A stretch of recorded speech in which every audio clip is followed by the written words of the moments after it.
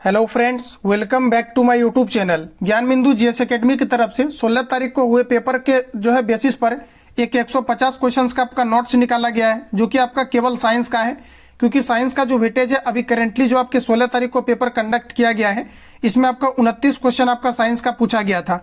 तो इस बेसिस पर आपको साइंस का जो 150 क्वेश्चंस का आपका नोट्स निकाला गया है, इसको आप पूरा लगाइए। और अभी और आपके नोट्स आ रहे हैं, जिसको कि काफ़ी जल्दी आपको आगामी शिफ्ट के लिए आपको तैयार कराए जाएंगे। तो चलिए फ्रेंड, शुरुआत करते हैं और चीज़ों को समझते हैं। तो यहाँ से आपका क्लास आपका कंटिन्यू होता है। आप सभी लोग सभी क्वेश्चंस को आप पूरी तरीका से अपने आप को डेडिकेट करके क्लास पर फोकस करेंगे और सभी क्वेश्चंस को आप यहाँ से प्रिपेयर करेंगे। तो चलिए शुरुआत करते हैं। आज का पहला क्वेश्चन कहा जा रहा है, मनुष्य के शरीर में पाए जाने वाले निम्नलिखित तत्वों को आरोही क्रम में व्यवस्थित करें।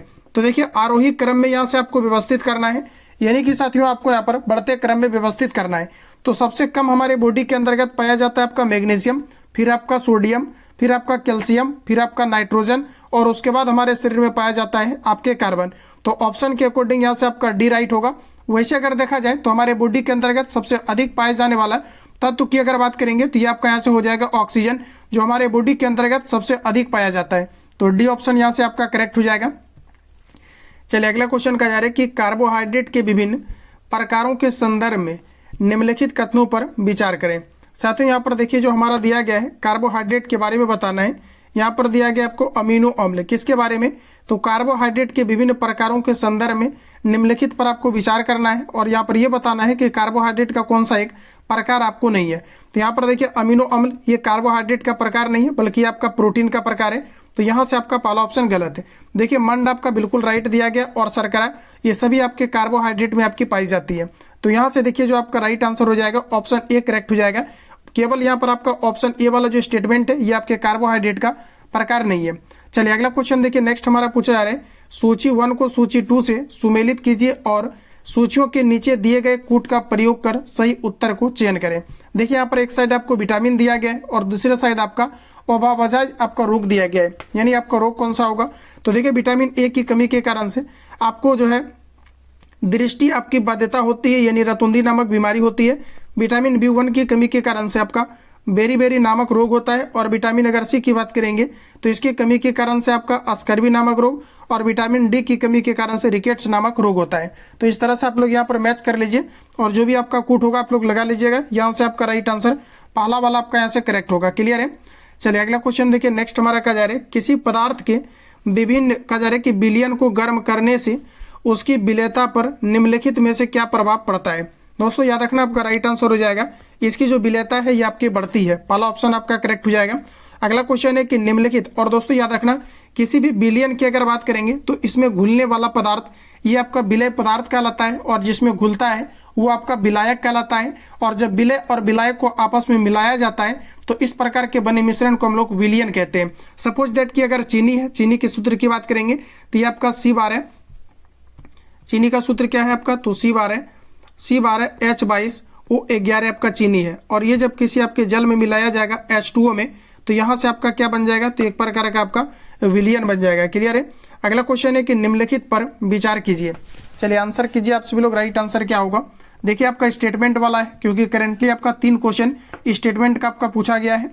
तो यहाँ से देखिए, आपको ये बताना है कि इनमें से कहा जा रहा है कि उपर्युक्त में से कौन सा परिवर्तन यानी उत्क्रमित किए जा सकते हैं। तो साथियों यहाँ पर हमारा कहा जा रहा है कि निम्नलिखित पर विचार करें, किसे उत्क्रमित किया जा सकता है। तो पहला हमारा स्टेटमेंट है कागज का जलना। कागज का जलना क्या उत्क्रमित है? जी नहीं, तो ये आपका यहाँ से गलत होगा। अच्छा, यहाँ पर दिया गया है कि दही का दिया गया दूध का दही बनना, तो ये भी आपका यहाँ से गलत होगा। अच्छा, नमक पानी में घुलना, ये आपका एक प्रकार का उत्क्रमण अभिक्रिया है। और कुम्हार द्वारा मिट्टी के ढेर को बर्तन में बदलना, ये भी एक प्रकार का आपका यानी आपका जो है उत्क्रमित जो है आपके परिवर्तन है। तो इस अकॉर्डिंग हमारा राइट आंसर यहाँ से डी ऑप्शन आपका करेक्ट हो जाएगा। चलिए अगला क्वेश्चन हमारा कहा जा रहा है कि निम्नलिखित में से कौन सा एक जड़ नहीं है? बताइए आप लोग, राइट आंसर क्या होगा? तो देखिए, जड़ नहीं है तो आपका राइट आंसर हो जाएगा आलू। आलू एक प्रकार का आपका तना है। पहचानना कैसे है? तो जिससे कि पुनः पौधा निकल जाता है वो आपका तना कहलाएगा। जबकि अगर देखेंगे तो गाजर से आपका पुनः जो है पौधा नहीं निकलता है, मूली से आपका नहीं निकलता है, सलजम से आपका नहीं निकलता है। वही अगर हम बात करेंगे आलू से तो निकल सकता है। इसके अलावा दोस्तों अगर हम बात करते हैं प्याज का, तो प्याज से भी आपका पौधा निकल जाता है कुछ समय रखने के बाद, इस कारण से ये सभी आपका तना के अंतर्गत आएगा। क्लियर है। चलिए अगला क्वेश्चन कहा जा रहा है कि केचुए के शोषण के संदर्भ में निम्नलिखित में से कौन कहा जा रहा है कि कथन आपको सही दिया गया है। चलिए बताइए आप लोग राइट आंसर क्या होगा। केचुए के बारे में इनमें से आपका कौन सा स्टेटमेंट आपका राइट है। तो देखिए आपका जो केचुआ है दोस्तों, आपका केचुए त्वचा के माध्यम से आपका शोषण करता है। ध्यान रखिएगा, ऑप्शन नंबर आपका बी करेक्ट हो जाएगा, जिसे किसानों का मित्र भी कहा जाता है। अगला क्वेश्चन कहा जा रहा है कि नागफनी के पौधे में प्रकाश संश्लेषण निम्नलिखित में से किस भाग में होता है। देखिए नागफनी के जो पौधा होता है इसमें आपके तने के माध्यम से आपके प्रकाश संश्लेषण होता है।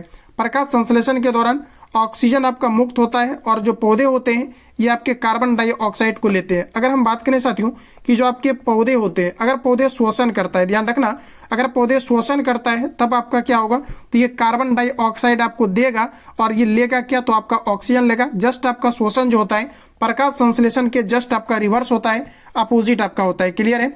चलिए अगला प्रश्न आपको कहा जा रहा है कि निम्नलिखित में से किस में कहा जा रहा है कि शोषण प्रक्रिया संपन्न होती है। बताइए आप लोग राइट आंसर क्या होगा।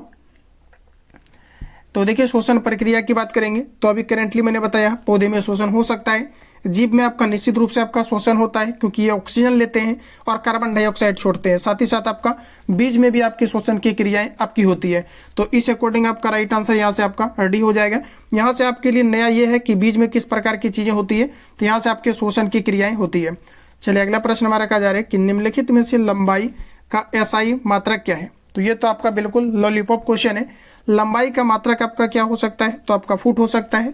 इसके अकॉर्डिंग हम बात करेंगे तो आपका फीट भी लंबाई का मात्रक हो सकता है। यहाँ से आपका करेक्ट आंसर होगा सी।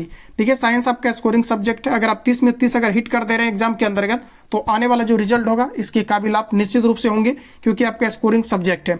अगला क्वेश्चन हमारा साथियों कहा जा रहा है कि निम्नलिखित में से कहा जा रहा है कि कथनों पर आपको विचार करना है। बाकी आप बताइए कि आपका राइट आंसर यहाँ से क्या होगा। देखिए अगर हम बात करते हैं यहाँ पर, ठीक है, यहाँ पर आपको ये पूछा जा रहा है कि दर्पण में प्रतिबिंब के बनने के लिए उपर्युक्त में से कौन सी घटनाएं जो है आपका आवश्यक है, ये आपको पर बताना है। अच्छा, पहला हमारा दिया गया अपवर्तन। क्या अपवर्तन आवश्यक है दर्पण में प्रतिबिंब बनने के लिए? तो दोस्तों यहाँ पर आपको राइट नहीं होगा क्योंकि रिफ्लेक्शन कोई जरूरी नहीं है कि आपके होना चाहिए, लेकिन परावर्तन होना चाहिए। जब तक परावर्तन नहीं होगा आपको फिगर दिखेगा नहीं। अगला आपको दिया गया विवर्तन, तो ये कोई आपका जरूरी है नहीं, तो यहाँ से आपका केवल ऑप्शन आपका बी राइट हो जाएगा। क्लियर है। चलिए अगला क्वेश्चन लगाइए आप लोग। कहा जा रहा है कि व्यक्ति वस्तुओं को देख सकता है जब, बताइए व्यक्ति वस्तु को कब देख सकता है? तो वस्तु पर जब प्रकाश की किरण पड़ करके उनके आंखों पर पुनः जो है पड़ेगा, यानी रिफ्लेक्ट होकर के, तब कोई भी व्यक्ति जो है किसी भी वस्तु को देख सकता है। तो जब प्रकाश की जो है आपका प्रकाश वस्तु पर पड़े और आंख की तरफ आए तो वैसे केस में वस्तु को देखा जा सकता है, यानी कि आपका एग्जैक्ट आंसर सी होगा। निम्नलिखित पर विचार कीजिए। चलिए अगला क्वेश्चन आपके सामने आ चुका है। देखिए कहा जा रहा है कि निम्नलिखित पर विचार कीजिए। यहाँ पर यह बताना है कि उपर्युक्त कथन में से विद्युत चालक का जो है ये कौन सा आपका उदाहरण है। दोस्तों याद रखना, करेंटली जो पेपर पूछा गया है इसमें कूट का आपका 3 क्वेश्चन पूछा गया है, मैंने काउंट किया है और पीडीएफ भी मैंने आपको डाल दिया है। तो एक बार आप लोग अवश्य जो है विजिट कीजिए, बातों को मानिए, आप टेलीग्राम को विजिट कीजिए, वहां पर आपको सारा कुछ मिलता है। ठीक है। देखिए अगला हमारा कहा जा रहा है कि निम्नलिखित पर आपको विचार करना है, इनमें से विद्युत का जो है आपका चालक क्या है। चलिए बताइए आप लोग। तो देखिए दोस्तों यहाँ पर हमारा दिया गया है थर्मोकोल। थर्मोकोल जो है ये एक प्रकार का जिसमें आप मछली देखते होंगे आता है पेटी में, वो आपका थर्मोकोल है। क्या वो विद्युत का सुचालक हो सकता है? जी नहीं। तो वायु देखिए यहाँ पर आपको दिया गया है, तो आपका वायु क्या विद्युत का सुचालक हो सकता है? अच्छा, मानव शरीर विद्युत का सुचालक हो सकता है, तीसरा करेक्ट होगा। एल्यूमिनियम की यहाँ पर आपको दिया गया है पत्ती, तो एल्यूमिनियम की जो पत्ती होता है ये भी आपका विद्युत का सुचालक होगा। इस अकॉर्डिंग जो हमारा एग्जैक्ट आंसर होगा ऑप्शन आपका सी राइट हो जाएगा। क्लियर है। चलिए अगला क्वेश्चन देखिए। नेक्स्ट हमारा कहा जा रहा है कि विद्युत बल्ब में होता है। विद्युत बल्ब में क्या होता है? दिया गया यहाँ पर आपका स्विच, गलत है। दिया गया फिलामेंट, जी बिल्कुल होता है फिलामेंट आपका, जिसका गलनांक आपका लगभग 3500 डिग्री आपका सेल्सियस होता है, याद रखिएगा। अगला अगर हम बात करेंगे फिलामेंट किससे बना होता है, तो ये आपका टंगस्टन का, और विद्युत बल्ब में जो गैस भरा जाता है ये आपका नाइट्रोजन, ये आपका दोस्तों आर्गन गैस आपका भरा जाता है। क्लियर है।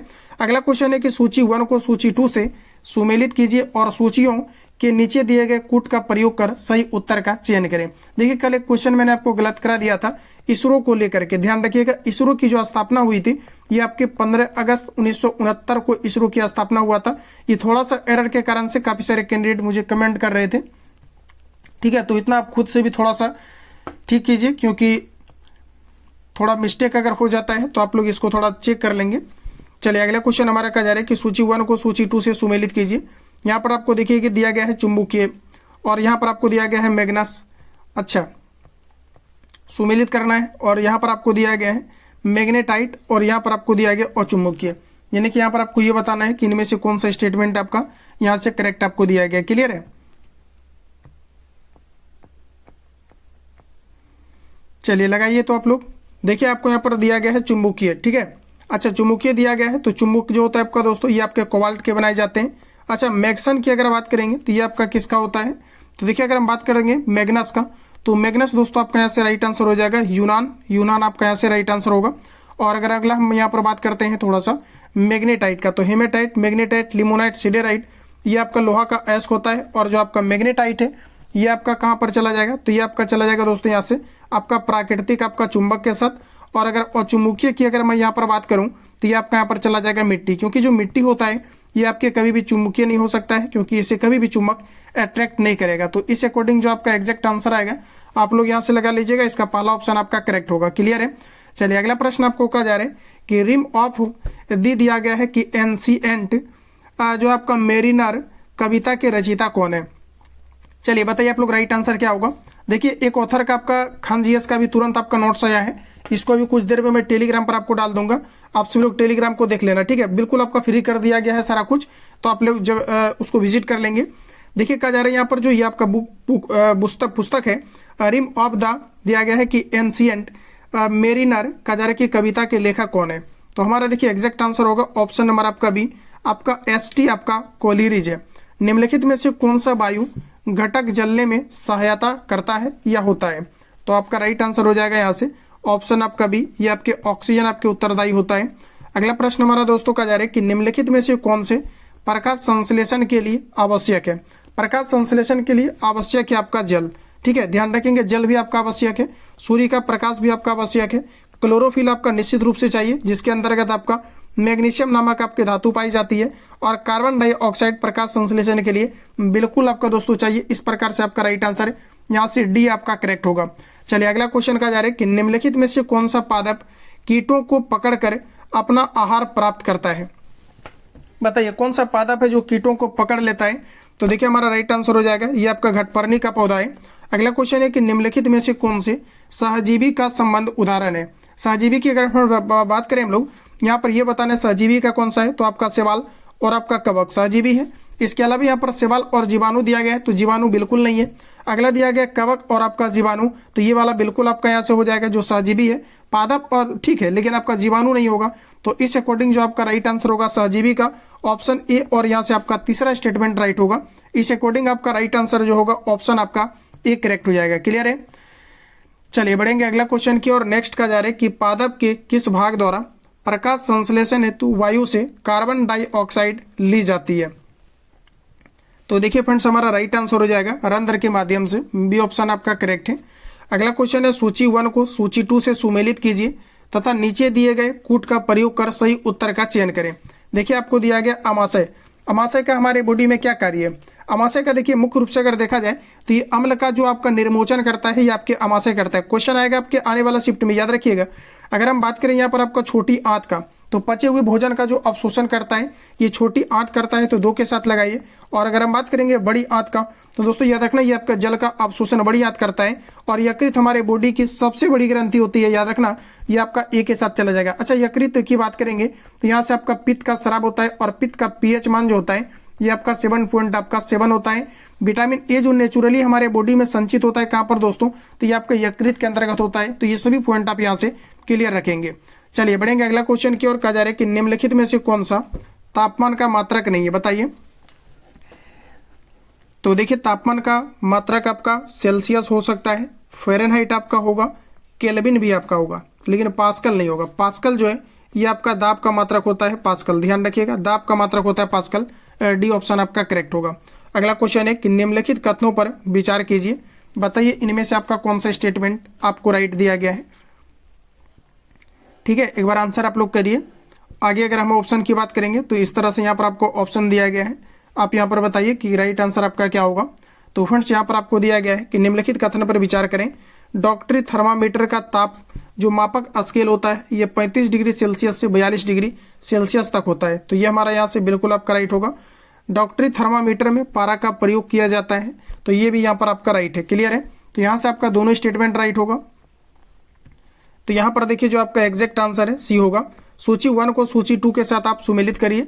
अम्ल का नाम दिया गया है और पदार्थ का नाम दिया गया है जिसमें कि आपका पाया जाता है। फॉर्मिक एसिड कहाँ पर पाया जाता है, तो चींटी के डंक में पाई जाती है। अच्छा, यहाँ पर दिया गया आपका कैल्शियम हाइड्रोक्साइड दिया गया है। अगला आपको दिया गया है टार्क्टिक एसिड और यहाँ पर आपको दिया गया है सोडियम हाइड्रोक्साइड। इसके लिए आप कोड देखिए, जो आपको आता है पहले आप उसको यहाँ पर हिट करेंगे। क्लियर है, चलिए एक बार आंसर आप सभी लोग फटाफट इसका लगाइए। राइट आंसर आपका क्या होगा तेजी से। तो यहाँ पर देखिए साथियों, अगर एग्जैक्ट हम बात करेंगे तो ये आपका फॉर्मिक एसिड ये आपके पाए जाते हैं चींटी के डंक में। अगला अगर हम बात करते हैं कैल्शियम आपका हाइड्रोक्साइड, तो कैल्शियम हाइड्रोक्साइड कहाँ पर होता है दोस्तों, आपके चूने के पानी में पाया जाता है, क्योंकि कैल्शियम हाइड्रोक्साइड का आपका फॉर्मूला ही आपका होता है CaOH, जिसे बुझा हुआ चूना कहा जाता है। अच्छा, टार्क्टिक एसिड की अगर बात करूं मैं, तो ये आपके खाने का जो सोडा होता है इसमें आपका टार्क्टिक एसिड पाया जाता है। और अगर सोडियम हाइड्रोक्साइड की बात करेंगे, ये आपके कहाँ पर पाई जाती है सोडियम हाइड्रोक्साइड, बताइए। 3 तक ही आपको मैच करना था ना, 4 आपको नहीं दिया गया है। ठीक है, तो इस तरह से आप आंसर लगा दीजिए। यहाँ पर आपका राइट आंसर यहाँ से आपका ए हो जाएगा। इसको एक बार चाहो तो आप फिर से एक बार इसको मैच कर लेंगे। फॉर्मिक एसिड यहाँ पर आपका चींटी के डंक में पाया जाता है, क्योंकि क्वेश्चन का लेवल थोड़ा सा किया गया है। अगला हम बात करेंगे कैल्शियम आपका हाइड्रोक्साइड का। तो देखिए कैल्शियम यहाँ पर देखिए थोड़ा सा आपको एरर किया गया है। देखिए अगर फॉर्मिक एसिड की बात करेंगे तो ये आपका चींटी के डंक में पाया जाता है। और अगर हम बात करेंगे यहाँ पर आपका कैल्शियम हाइड्रोक्साइड का, तो ये दोस्तों आपके चूने के पानी के साथ, दूध के साथ आपका ठीक है। अगर हम बात करें यहाँ पर टाइट्रिक अम्ल का, तो टाइट्रिक एसिड आपका जो है खाने का सोडा में पाया जाता है, करेक्ट है। और अगर बात करेंगे हम लोग सोडियम हाइड्रोक्साइड का, तो सोडियम हाइड्रोक्साइड आपका कहाँ पर, तो ये आपके साबुन के अंतर्गत, इमली और अंगूर के अंतर्गत दोस्तों आप याद रखना, इसमें आपका टार्क्टिक एसिड पाया जाता है, जिसका कि यहाँ पर कोई मतलब नहीं है। तो यहाँ से आपका जो एग्जैक्ट आंसर होगा ऑप्शन आपका ए राइट हो जाएगा। चलिए अगला प्रश्न हमारा कहा जा रहा है कि निम्नलिखित में से कौन सा भौतिक परिवर्तन का उदाहरण है। देखिए आपको कहा जा रहा है कि नीचे दिए गए कूट का प्रयोग करके सही उत्तर का चयन करें। देखिए हमारा कहा जा रहा है कि कागज को फाड़ना, कागज को फाड़ना ये आपका भौतिक परिवर्तन है। अगला दिया गया है कि रंग में परिवर्तन। अब यहाँ पर बताइए, रंग में परिवर्तन होना भौतिक परिवर्तन है, ये आपका रासायनिक परिवर्तन है। तो याद रखना, रंग में जो परिवर्तन होना ये आपका रासायनिक परिवर्तन है। अगला दिया गया है कि हाइड्रोजन ऑक्सीजन का मिलकर जलना ये आपका रासायनिक परिवर्तन है। कागज का जलना आपका रासायनिक परिवर्तन है। तो यहाँ से दोस्तों आपका केवल पहला स्टेटमेंट आपका राइट होगा, यानी कि इस तरह से आपका फर्स्ट ऑप्शन सही है। चलिए अगला प्रश्न का जा रहा है कि निम्नलिखित पर विचार कीजिए, इनमें से कौन सा आपको सही दिया गया है। देखिए स्टेटमेंट है लोहे में जंग लगना एक रासायनिक परिवर्तन है, सही है।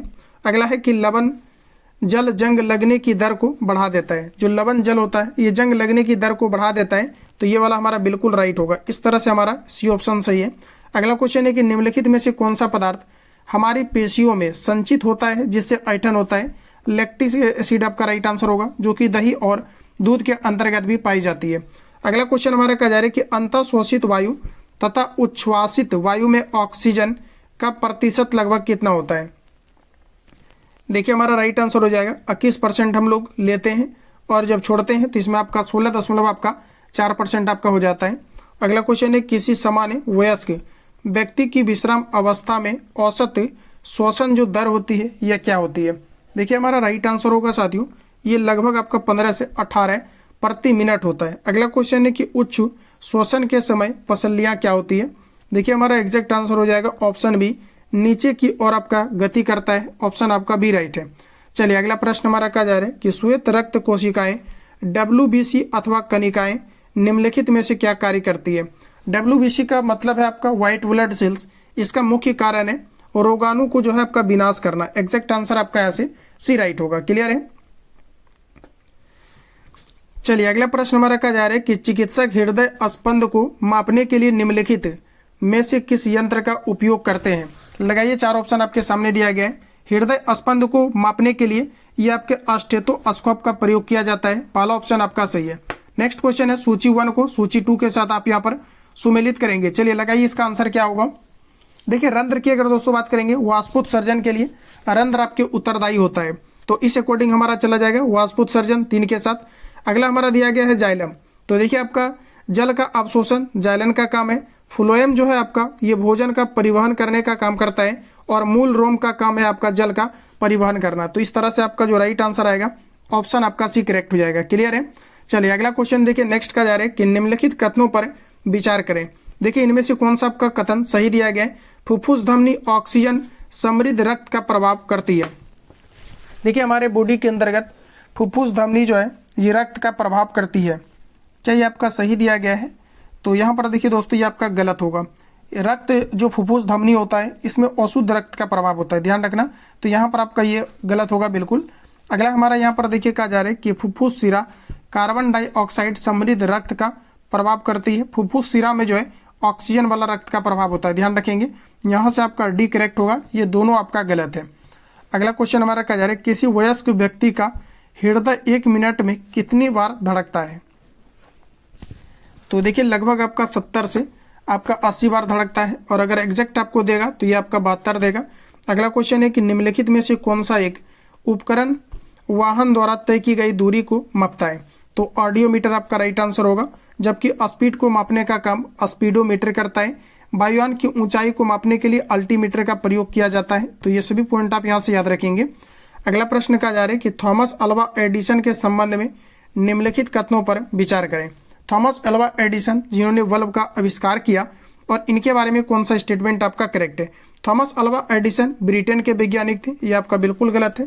थॉमस अल्वा एडिसन कहा जा रहा है कि ब्रिटेन के वैज्ञानिक थे, ये आपका बिल्कुल यहाँ से सॉरी यहाँ पर देखिए कहा जा रहा है कि निम्न में से कौन सा आपका सही है ये बताना है। तो यहाँ से आपका बिल्कुल दोस्तों ये आपका राइट होगा, सॉरी। देखिए प्रश्न हमारा कहा जा रहा है कि थॉमस अल्वा एडिसन के संबंध में निम्नलिखित कथनों पर विचार कीजिए। इनमें से ये बताना है कि इनमें से आपका करेक्ट क्या है, ये केवल आपको बताना है। तो यहाँ पर जो आपको दिया गया है, देखिए थॉमस अल्वा एडिसन जो है ये आपके ब्रिटेन के नहीं बल्कि ये आपके यूएसए के आपका वैज्ञानिक है। तो यहाँ से आपका ये स्टेटमेंट गलत होगा। नेक्स्ट हमारा दिया गया है थॉमस अल्वा एडिसन ने विद्युत बल्ब, ग्रामोफोन, चलचित्र कैमरा तथा कार्बन प्रेषक आविष्कार किया। तो यहाँ से आपका दूसरा स्टेटमेंट आपका राइट है, यानी कि बी ऑप्शन यहाँ से आपका करेक्ट होगा। चलिए अगला प्रश्न हमारा कहा जा रहा है कि विश्व जल दिवस निम्नलिखित में से कब मनाया जाता है। बताइए आप लोग राइट आंसर क्या होगा। देखिए विश्व जल दिवस के रूप में दोस्तों आपके प्रत्येक 22 मार्च को मनाया जाता है, और बिहार दिवस के रूप में भी आपके 22 मार्च को मनाया जाता है, जो इस बार करेंटली क्वेश्चन आपका पूछा गया है। तो यहाँ से आपका पहला ऑप्शन राइट होगा, जबकि 22 अप्रैल की बात करेंगे तो आपको पृथ्वी दिवस के रूप में आपकी मनाई जाती है। चलिए अगला क्वेश्चन कहा जा रहा है कि निम्नलिखित में से कौन सी सिंचाई व्यवस्था सर्वाधिक आपको कहा जा रहा है कि मितव्ययी है। बताइए एक बार आप लोग राइट आंसर आपका यहाँ से क्या होगा, फटाफट आप लोग चलिए आंसर लगाइए। आप सभी लोग राइट आंसर क्या है। देखिए हमारा पूछा जा रहा है कि निम्नलिखित में से कौन सी सिंचाई व्यवस्था सर्वाधिक आपका मितव्ययी है। बताइए आप लोग राइट आंसर क्या होगा। तो हमारा देखिए ऑप्शन आपका डी करेक्ट हो जाएगा, बूंद सिंचाई, ऑप्शन डी करेक्ट होगा। साथियों क्वेश्चन आपका पूछा जाता है कि नहर के द्वारा सबसे अधिक सिंचाई कहाँ पर होती है, तो तमिलनाडु के अंतर्गत, और नलकूप के द्वारा यानी कि जिसे हम लोग ड्रिप सिंचाई कहते हैं, ये आपके उत्तर प्रदेश के अंतर्गत सबसे अधिक होती है। क्लियर है। अगला क्वेश्चन कहा जा रहा है कि कॉड लिवर तेल में विटामिन डी अधिक मात्रा में पाया जाता है। ये कॉड लिवर तेल निम्नलिखित में से किस जीव से प्राप्त किया जाता है। तो मछली के कॉड लिवर तेल में विटामिन डी की प्रचुर मात्रा होती है, और मछली के जो यकृत वाला होता है आपका तेल, इसमें आपका विटामिन ए भी आपका पाया जाता है। इस पॉइंट को भी यहाँ से आप लोग याद रखेंगे। क्लियर है। चलिए नेक्स्ट क्वेश्चन हमारा कहा जा रहा है कि दूध से दही बनने की प्रक्रिया में निम्नलिखित में से किस सूक्ष्म जीव की आवश्यकता होती है। दूध से अगर दही बनना है तो इसमें आपका लैक्टोबैसिलस एंजाइम की उपस्थिति होती है, लेकिन ऑप्शन के अकॉर्डिंग आपका राइट आंसर हो जाएगा जीवाणु। ये क्या है, एक प्रकार का आपका जीवाणु है। तो पहला ऑप्शन यहाँ से आपका दोस्तों राइट होगा। अगला प्रश्न कहा जा रहा है कि खाद्य पदार्थ में मिलाए जाने के बाद अपनी स्वच्छ कहा जा रहा है कि श्वसन प्रक्रिया में खमीर यानी ईस्ट निम्नलिखित में से क्या उत्पादित करते हैं। खाद्य पदार्थों में मिलाए जाने के बाद अपनी श्वसन प्रक्रिया में खमीर यानी ईस्ट जो है, इनमें से क्या आपका उत्पादित करता है। तो देखिए हमारा एग्जैक्ट आंसर हो जाएगा कार्बन डाइऑक्साइड, बी ऑप्शन आपका करेक्ट है। अगला प्रश्न है साथियों सूची 1 को सूची 2 के साथ आप यहाँ पर सुमेलित करेंगे, और दिए गए कोड से आपको एक करेक्ट आंसर का आपको चयन करना है। तो चलिए एक बार 44 का आप लोग यहाँ से कोड देख लीजिए, ये आपके सामने रहा कोड। अब यहाँ से आप सभी लोग फटाफट इसका जो है आंसर करते चलेंगे। क्लियर है।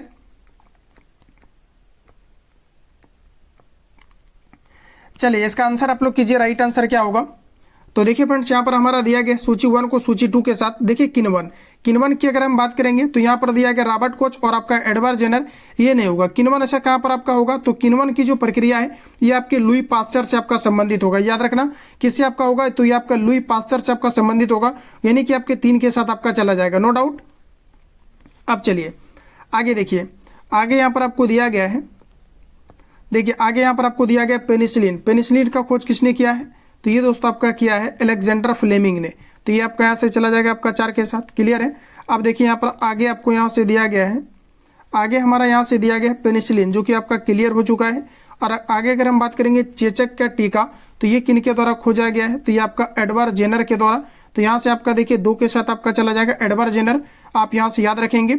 अगला हमारा यहाँ पर देखिए आपको दिया गया है, क्या दिया गया है? तो अगला यहाँ पर आपको दिया गया है कि आपका बेसिलस आपका एंथोसेसिस जो है, ये किन के द्वारा आपका खोजा गया है? तो यहाँ से आपका हो जाएगा Louis Pasteur, sorry Louis Pasteur नहीं होगा, ये आपका यहाँ से हो जाएगा आपका रॉबर्ट कोच के साथ। तो इसका आप चाहो तो आप नोट डाउन कर सकते हैं या इसका स्क्रीनशॉट आप लोग ले लेना। हालांकि इसका कोशिश किया जाएगा रिवीजन पीडीएफ आपको आंसर टिक करके दे दिया जाए। इस अकॉर्डिंग जो आपका यहाँ से राइट आंसर होगा ऑप्शन आपका ए करेक्ट होगा। चलिए अगला प्रश्न हमारा दोस्तों का जा रहा है कि निम्नलिखित युग्मों पर विचार कीजिए, बताइए इनमें से कौन सा स्टेटमेंट आपका जो है सही आपको सुमेलित दिया गया है। देखिए दोस्तों यहाँ पर आपको दिया गया हैजा, हैजा किसके कारण से होता है? तो ये आपके घरेलू मक्खी के कारण से होता है। तो ये हमारा देखिए बिल्कुल आपका यहाँ से राइट होगा। और अगला अगर हम बात करेंगे मलेरिया, ये आपका मादा एनोफिलीज मच्छर दिया गया, एंडीज मच्छर गलत है। डेंगू की अगर बात करेंगे तो ये देखिए आपका एक दूसरे का अपोजिट दिया गया, इसलिए आपका दोनों गलत होगा, केवल आपका पाला करेक्ट है। और इस अकॉर्डिंग यहाँ से आपका पाला ऑप्शन राइट होगा। चलिए अगला क्वेश्चन देखिए, नेक्स्ट हमारा कुछ इस प्रकार से दिया गया है, आंसर बताइए आप लोग, राइट आंसर आपका क्या होगा। देखिए यहाँ पर हमारा कहा जा रहा है कि आग बुझाने वाले कर्मचारियों के परिधानों पर एक परत चढ़ी होती है जो उसे अग्नि जो है आपका अग्निरोधक बनाती है। यह परत निम्नलिखित में से किसकी होती है? जो आग को बुझाने वाले कर्मचारी होते हैं, इसके ड्रेस पर एक परत चढ़ी होती है जो आपके अग्निरोधी होता है या अग्निरोधक होता है। ये किसका बना होता है? तो देखिए हमारा राइट आंसर हो जाएगा, ये आपका बना होता है मेलाकाइन का, पहला ऑप्शन आपका राइट है। निम्नलिखित धातुओं में से कौन सी कमरे के तापमान पर द्रव अवस्था में पाई जाती है? तो यहाँ से आपका राइट आंसर हो जाएगा मरकरी। अगर अधातु की बात करेंगे तो आपका फिर राइट आंसर हो जाएगा ब्रोमीन, क्लियर है। चलिए अगला क्वेश्चन हमारा कहा जा रहा है कि कॉपर के बर्तनों को लंबे समय तक नम वायु में खुला रखने पर उन पर एक हल्का हरा पदार्थ जम जाता है या जमा हो जाता है। यह पदार्थ निम्नलिखित में से कौन सा होता है? तो देखिए ये जो आपका पदार्थ है ये आपका कॉपर हाइड्रोक्साइड होता है और कॉपर आपका कार्बोनेट होता है। देखिए यहाँ से आपका राइट आंसर सी होगा। नेक्स्ट क्वेश्चन का जा रहा है कि निम्नलिखित में से कौन सी एक अति सक्रिय अधातु है जो वायु में खुला छोड़ देने पर आग पकड़ लेती है? देखिए हमारा 49 का आपका राइट आंसर हो जाएगा फॉस्फोरस। ये काफ़ी ज्वलनशील होता है, पहला ऑप्शन आपका करेक्ट होगा। अगला क्वेश्चन हमारा कहा जा रहा है कि निम्नलिखित में से कौन सा एक जीवाश्म ईंधन है? ये आपको यहाँ पर बताना है। देखिए जीवाश्म ईंधन की बात करेंगे तो हमारा देखिए कोयला जीवाश्म ईंधन है, पेट्रोलियम आपका जीवाश्म ईंधन है, प्राकृतिक गैस हमारा जीवाश्म ईंधन है। तो इस तरह से आपका राइट आंसर रेडी होगा। चलिए अगला क्वेश्चन हमारा कहा जा रहा है कि पेट्रोलियम के परिष्करण से क्या प्राप्त किया जाता है? पेट्रोलियम के परिष्करण से क्या प्राप्त किया जाता है? देखिए आपका डीजल प्राप्त किया जाता है, मिट्टी का तेल प्राप्त किया जाता है, पैराफिन मोम प्राप्त किया जाता है, स्नेहक तेल प्राप्त किया जाता है। तो आपका राइट आंसर होगा ऑप्शन में से आपका सभी करेक्ट दिया गया है। चलिए नेक्स्ट क्वेश्चन आपको कहा जा रहा है कि निम्नलिखित में से कौन सा पारितंत्र यानी कि इकोसिस्टम से आपका संबंधित एक आपका हिस्सा है? इकोसिस्टम से संबंधित सभी पेड़ पौधे बिल्कुल आपका इकोसिस्टम के अंतर्गत आएगा। अगला दिया गया है सभी प्राणी एवं सूक्ष्म जीव इकोसिस्टम के अंतर्गत आएगा। औचक संगठक ये सभी आपका आएगा, यानी कि ऑप्शन आपका डी राइट होगा, ऑल ऑफ दीज आपका करेक्ट होगा। अगला प्रश्न है कि कोशिका के संदर्भ में निम्नलिखित कथनों पर विचार कीजिए।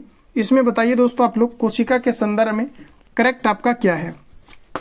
देखिए अगर हम लोग यहाँ पर एडजस्ट करें थोड़ा सा कोशिका के संदर्भ में, तो आपका पहला दिया गया है कि यह दिया गया है कि जीव की सूक्ष्मतम जीवित रचना है, तो पहला आपको राइट दिया गया। अगला कहा जा रहा है कि सर्वप्रथम कोशिका की खोज रॉबर्ट हुक द्वारा किया गया था, बिल्कुल आपका राइट रहेगा। अगला है कि सबसे छोटी कोशिका जीवाणु कोशिका तथा सबसे बड़ी कोशिका शुतुरमुर्ग का अंडा है, बिल्कुल आपका राइट है। यहाँ से आपका तीनों स्टेटमेंट आपका करेक्ट होगा। देखिए कई बार आपके एग्जाम में पूछा जाता है, ये 1 बाय 1 करके भी आपको पूछ लिया जाता है। इस कारण से स्टेटमेंट वाला क्वेश्चन में आप पूरी तरीका से माइंड कंसंट्रेट रखेंगे। प्रोकैरियोटिक कोशिका के संदर्भ में निम्नलिखित में से कौन सा कथन आपको करेक्ट दिया गया है, ये आपको यहाँ पर बताना है। प्रोकैरियोटिक जो कोशिकाएं होता है ये यूकैरियोटिक के अपेक्षाकृत कम विकसित जो आपके कोशिकाओं वाले जीव होते हैं, जिसे आपके प्रोकैरियोटिक कहा जाता है। यहाँ पर बताइए आप लोग राइट आंसर आपका क्या होगा। देखिए हमारा दोस्तों यहाँ पर कहा जा रहा है कि इसमें केंद्रक झिल्ली अनुपस्थित होता है, और अगला दिया गया है कि विषाणु और नीले शैवाल इसके आपके उदाहरण हैं। आइए ऑप्शन को एक बार आप लोग देख लीजिए, ये रहा यहाँ पर आपका ऑप्शन। अब आप सभी लोग कॉन्फिडेंस में आ गए होंगे। इसका देखिए जो आपका राइट आंसर होगा, इनमें जो आपका केंद्रक झिल्ली अनुपस्थित होता है, इसमें केंद्रक झिल्ली नहीं पाई जाती है। कहा जा रहा है कि जो आपका विषाणु है और नीले हरित शैवाल है ये इसका उदाहरण है। ये आपका बिल्कुल गलत होगा, यानी कि केवल आपका यहाँ से पहला ऑप्शन आपका राइट होगा। इस अकॉर्डिंग जो आपका करेक्ट आंसर होगा ए। अगला क्वेश्चन है कि लोटनिक, अस्थेटिक तथा सर्पी घर्षण के कारण बलों को घटते क्रम में व्यवस्थित करें। बताइए आप लोग राइट आंसर क्या होगा। तो हमारा देखिए सबसे पहले अस्थेटिक, फिर आपका सर्पी और आपका लोटनिक घर्षण आएगा। ऑप्शन आपका सी करेक्ट होगा। अगला क्वेश्चन हमारा साथियों कि निम्नलिखित कथनों पर विचार करें। देखिए यहाँ पर यह बताना है कि इनमें से कौन सा आपका गलत है। तो देखिए यहाँ पर हमारा कहा जा रहा है कि नमक घुला हुआ जल विद्युत का अच्छा चालक होता है। तो यह हमारा देखिए बिल्कुल आपका राइट होगा। अगला कहा जा रहा है कि अशुद्ध जल में विद्युत एक अच्छा चालक है। ये बिल्कुल गलत है। यानी आप कह सकते हैं कि जो आपका डिस्टिल वाटर होता है ये विद्युत का सुचालक नहीं बल्कि कुचालक होता है। लेकिन दैनिक जीवन में पीने वाला जो जल है आपका H2O, ये आपका विद्युत का सुचालक होता है। अच्छा, पेयजल में खनिज लवणों की अल्प मात्रा प्राकृतिक रूप से विद्यमान होती है, इसलिए ये भी विद्युत का आपका सुचालक होती है। तो ऐसा नहीं है। आपका यहाँ से केवल ऑप्शन आपका सी राइट हो जाएगा, जो कि आपका गलत है। बाकी दो स्टेटमेंट यहाँ से आपका करेक्ट है। चलिए नेक्स्ट क्वेश्चन है कि पृथ्वी कई परतों में बटी हुई है, इनमें से कौन सी परत पूछा जा रहा है कि भू स्पंद के लिए उत्तरदायी है। बताइए आप लोग राइट आंसर क्या होगा। देखिए साथियों, अगर भू स्पंद की बात करेंगे तो हमारा राइट आंसर हो जाएगा भूपट्टी। ऑप्शन आपका ए करेक्ट होगा। भूपट्टी में सबसे अधिक मात्रा में पाए जाने वाला अगर हम बात करेंगे तत्व कौन सा है तो ध्यान रखिएगा ऑक्सीजन है। और अगर हम बात करेंगे धातु कौन सा है तो याद रखिएगा धातु अगर आपको पूछा जाता है तो ये दोस्तों यहाँ से आपका हो जाएगा एल्यूमिनियम, और दूसरे नंबर पर आपका आ जाएगा सिलिकॉन, और उसके बाद आपका यहाँ से आ जाएगा लोहा। तो इतने पॉइंट आप यहाँ से नोट डाउन करेंगे। अगला क्वेश्चन है कि प्रकाश संश्लेषण यानी प्रकाश के परावर्तन के संदर्भ में निम्नलिखित कथनों पर विचार करें और ये बताना है कि इनमें से आपका करेक्ट क्या है। चलिए आंसर लगाइए आप सभी लोग, राइट आंसर आपका क्या है। देखिए यहाँ पर अगर हम देखें तो हमारा दिया गया है कि इस घटना में आपतन कोण सदैव परावर्तन कोण के बराबर होता है। जी बिल्कुल आपका होता है। अगला स्टेटमेंट है कि आपतित किरण, परावर्तित किरण तथा आपतन बिंदु पर खींचा गया अभिलंब ये तीनों एक ही तल में होते हैं, और ये दोनों स्टेटमेंट जो है प्रकाश परावर्तन का नियम है। ऑप्शन यहाँ से आपका सी सही होगा। चलिए अगला क्वेश्चन देखेंगे। नेक्स्ट कहा जा रहा है कि निम्नलिखित में से कौन से नेत्रों का भाग है जो नेत्रों के विशिष्ट रंग के लिए उत्तरदायी होता है। बताइए आप लोग राइट आंसर क्या होगा। देखिए कौन और एक आपका रॉड सेल होता है जो कि व्यक्ति की आंख में पाई जाती है। कई बार तो आपका पूछा जाता है कौन और रॉड सेल जो होता है ये कहाँ पर पाई जाती है, तो व्यक्ति के आंख में पाई जाने वाली होता है। रॉड सेल प्रकाश की उपस्थिति को बताता है, जबकि कौन सेल रंग को पहचानने के लिए आपको सहायता करती है। तो इस अकॉर्डिंग जो हमारा राइट आंसर होगा, पूछा जा रहा है कि कौन सा भाग नेत्रों के विशिष्ट रंगों के लिए आपका उत्तरदायी होता है, ये दोस्तों आपको बताना है। तो यहाँ पर आपका देखिए चूंकि उस अकॉर्डिंग आपका ऑप्शन है नहीं, तो यहाँ से आपका राइट आंसर हो जाएगा परितारिका। ऑप्शन आपका यहाँ से डी करेक्ट होगा। चलिए नेक्स्ट क्वेश्चन है, तारों के संदर्भ में निम्नलिखित कथनों पर विचार कीजिए। देखिए आपको यह बताना है कि इनमें से सही स्टेटमेंट आपका क्या है। देखिए यहाँ पर अगर हम लोग देखें तो तारे सूर्यास्त होते ही पूर्व में उदित होते हैं तथा सूर्योदय के पहले पश्चिम में आपका अस्त हो जाता है। तो तारा के लिए ये कंडीशन आपका बिल्कुल गलत है। तारों के बीच की दूरी को प्रकाश वर्ष में व्यक्त किया जाता है, ये हमारा बिल्कुल राइट होगा।